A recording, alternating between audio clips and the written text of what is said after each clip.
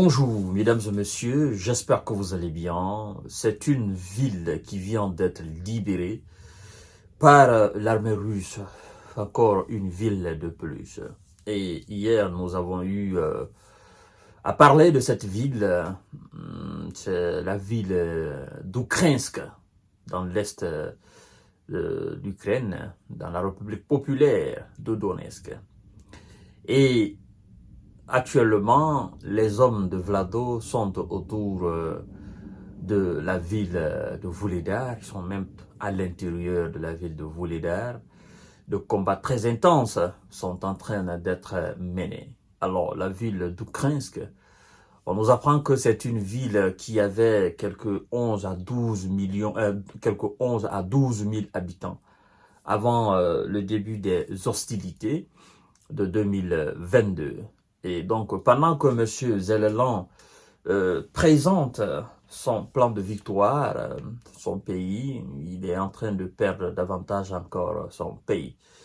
Et c'est bien dommage parce que les sanctions, les intimidations, les grands sommets, les grands discours, les grandes déclarations, l'envoi des F-16, l'envoi des patriotes, des chars, des blindés, des Bradley, n'ont absolument rien changé et ne changeront absolument rien. Alors, mesdames et messieurs, je suis franchement désolé de vous parler ainsi, mais c'est la réalité du terrain. La Russie affirme la prise de la ville d'Oukrinsk, une ville de l'est de l'Ukraine. Ça se passe ce jeudi, 26 septembre 2024.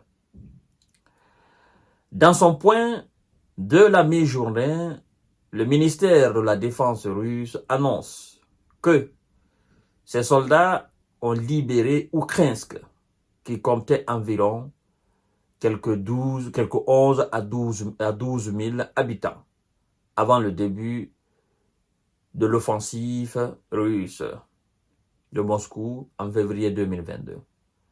La ville a été effectivement bombardée, on nous apprend, en avril, en juillet, par les forces russes.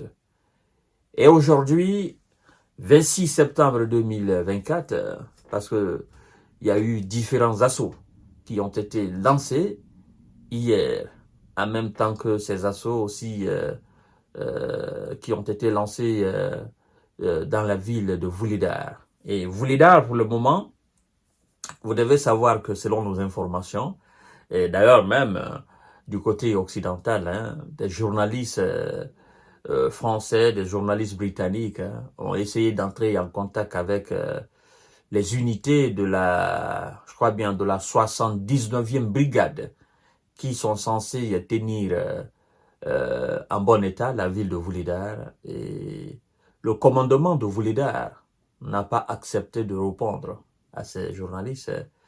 Et du côté russe, le chef de l'administration de la République populaire de Donetsk, c'est-à-dire cette république autoproclamée, je crois bien c'est un certain Poucheline. Donc, ce patron dit que les Russes sont en bonne posture, sont en bonne position dans la ville de Vuhledar et que la prise de la ville sera annoncée prochainement. Et vous savez, moi j'ai pitié. J'ai pitié des Ukrainiens. J'ai pitié de l'Ukraine. J'ai pitié des soldats ukrainiens. Et sincèrement, je souhaite que la paix revienne dans ce pays. Parce que je sais quelque chose. S'il continue avec la position de guerre, ce pays va tomber. Je dis bien, ce pays va tomber des mains des Russes. Ça, c'est clair, c'est inévitable. S'il continue avec cette position de guerre. Parce que, en toute sincérité, ceux qui sont censés vraiment aider les Ukrainiens n'ont pas d'objectif. C'est ça la vérité. Ils n'ont pas d'objectif.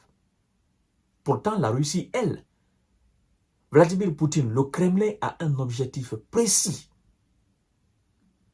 Lorsque vous demandez les Otaniens, quel est votre objectif en fournissant des armes à l'Ukraine? Objectif réaliste. Votre objectif est de battre la Russie en Ukraine? Votre objectif est de chasser les Russes sur le terrain en Ukraine? Votre objectif, c'est quoi? Mais ils n'ont pas d'objectif. Ils n'ont pas d'objectif. D'objectif réaliste. Parce que pour un homme doué d'intelligence, un homme qui réfléchit, un homme qui connaît l'histoire de ce monde-là, un homme qui connaît ces grandes puissances-là, vous ne pouvez pas admettre une fraction de seconde que ces gens sont dans une logique de vaincre Vladimir Poutine et ses soldats sur le terrain. Je dis bien pour un homme qui réfléchit. Je ne parle pas d'un homme qui est passionné.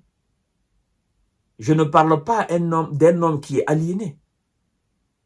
Je ne parle pas d'un homme qui est dépourvu d'intelligence.